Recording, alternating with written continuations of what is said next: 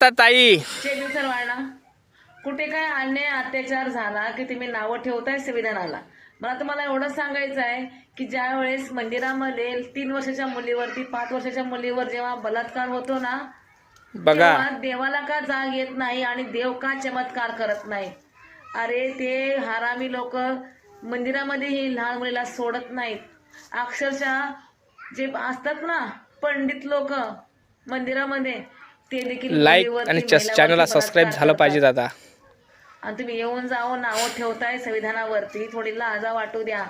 पण तुम्हाला न्याय घेण्यासाठी शेवटी संविधानाकडे जावं लागतं, हे मात्र लक्षात ठेवा. समजलं का? बाबासाहेबांनी संविधान एक चांगलं लिहिलं आहे, पण चालवणारा समोरचा नालायक चांगला असला पाहिजे. तेव्हा संविधानामध्ये प्रत्येकाला हक्क आणि न्याय हे प्रत्येकाला मिळाला आहे.